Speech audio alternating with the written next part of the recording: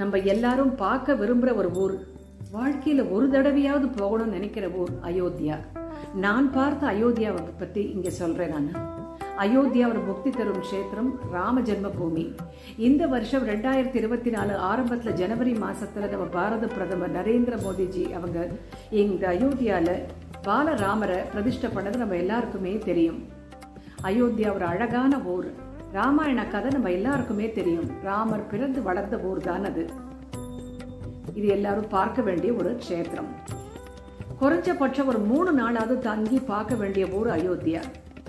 அதுலயும் முக்கியமா இந்த சரையு நதி பார்க்க வேண்டிய ஒன்று. இந்த சரையு நதி பிரம்மாவனுடைய மானசரஸ்.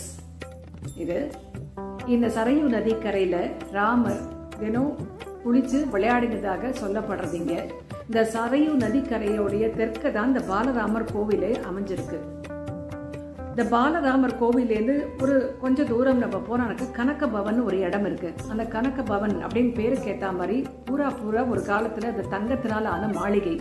இது ராமருக்கும் சீதைக்கும் உண்டான அந்தப்புறம். இது கைகேயி சீதைக்கு பரிசாக கொடுத்ததாக சொல்லப்படுறது. இந்த கனக பவன் ஒரு காலத்துல தங்கத்தினால் ஆனதுன்னு சொன்னேன் இல்லையா. நிறைய நம்ம நாட்டு எதிரிகள்லாம் கூட படையெடுப்புனாலேயும் இந்த இயற்கை அழிவுனாலேயும் இந்த தங்க மாளிகை எல்லாம் போய் இப்போ வெறும் மாளிகை, இந்த வெறும் சனாதன தர்மா இஸ் இன்டாக்ட்ங்க. இங்க ராமர் சீத லக்ஷ்மணுக்கு சன்னதி இருக்கு. தினம் பூஜை நடக்கிறது. சாயந்தர வேளையில ஆரத்தி தர்ஷன், ஊஞ்சல் சேவைன்னு சொல்லக்கூடிய ஜூலா தர்ஷன் இதெல்லாம் இங்க நடக்கிறது. இன்னும் கொஞ்சம் பக்கத்துல நம்ம போனாக்க ஒரு ரிக்ஷால போகக்கூடிய அளவு டிஸ்டன்ஸ் தான். அங்க பரத் பவன் சொல்லக்கூடிய இருக்கு. இங்க தசரத மகாராஜா உத்தரகாமேஷ்டி யாகம் பண்ணதாக சொல்றாங்க. அதுவும் ஒரு பார்க்க வேண்டிய ஒரு ஊர். இப்ப சரையு நதிக்கரையில ஒரு படித்துறை இருக்கு, குப்தார் காட்னு சொல்றாங்க. இந்த குப்தார் காட்ல ராமர் அவருடைய ராம அவதாரம் முடிஞ்சதுக்கு அப்புறம் வைகுண்டம் போறதுக்கு முன்னாடி சரையு நதியில அந்த ராஜ்யத்துல இருக்கிற ஜனங்களோட அவர் இறங்கிறதாக சொல்றாங்க. அதே மாதிரி பக்கத்துல லக்ஷ்மண் காட்டன் இருக்கு. அங்கதான் லக்ஷ்மணர் சரையூல இறங்கி அவரும் வைகுண்டம் போனதாக சொல்றாங்க. ராமர் தன்னுடைய அவதாரம் முடியும் தருவாயில ஹனுமானை கூப்பிட்டு, நீயும் என் கூட வைகுண்டத்துக்கு வரையான்னு கேட்ட போது ஹனுமான், நான் இங்கேயே தங்கி உங்களுடைய செய்திகளை பரப்பி நான் உங்களுடைய பஜனைகளை பாடி இந்த அயோத்தியைக்கு நான் காவலா இருக்கேன்னு சொல்லி அவர் அங்கேயே தங்கிட்டாராம்.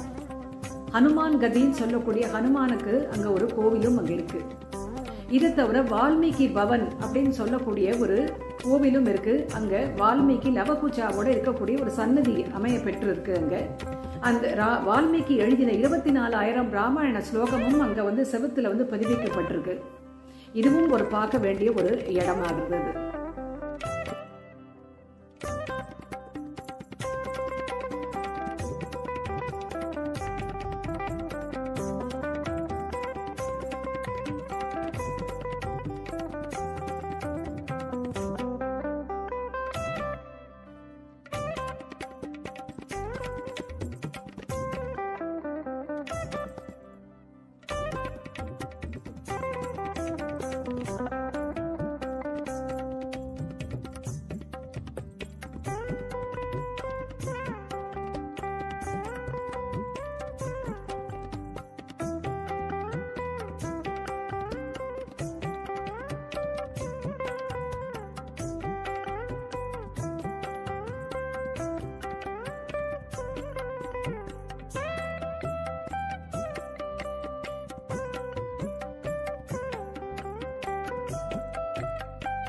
இன்னும் கொஞ்சம் தூரத்துல போனாக்க சீதா கி ரசோயின்னு சொல்லக்கூடிய ஒரு இடம் ஒண்ணு இருக்கு.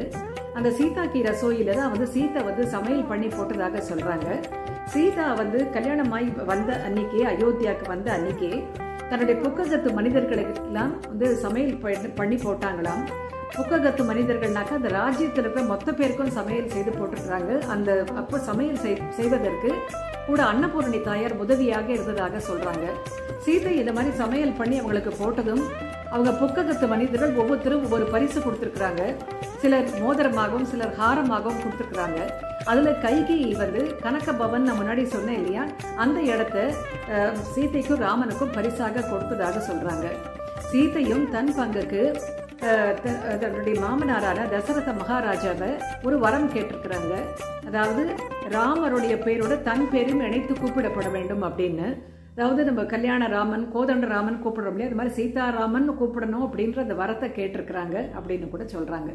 இந்த சீதா கி ரசோயி கூட நாங்கள் போய் நேரில் போய் பார்த்தோம். அங்கேயும் முதல்ல வந்து உள்ள நுழைஞ்சதுமே ராமர் சீதை லக்ஷ்மணருக்கு வந்து அங்கே ஒரு சன்னதி அமையப்பட்டிருக்கு. தினம் பூஜை நடக்கிறது. அதோட பின்பக்கமாக போனாக்க 2 பெரிய பெரிய ரூம்கள் அங்கே இருக்கு. அந்த பெரிய பெரிய ரூம்களில் வந்து நிறைய பெரிய பெரிய பாத்திரங்களும் அண்டாக்களும் இருக்கு. இன்றளவும் குறைந்தபட்சம் ஒரு 2000 பேருக்கு சமையல் பண்ணி போடுறாங்க.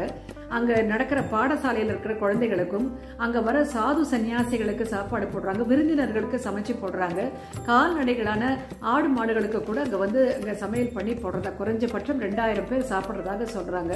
இது பார்க்கறதே ரொம்ப புண்ணியம்னு சொல்றாங்க. இந்த மாதிரி அயோத்தியால தங்கி பார்க்க வேண்டிய இடங்கள் நிறைய இருக்கு. இது ரொம்ப ஒரு சிறப்பான அனுபவமா இருந்தது.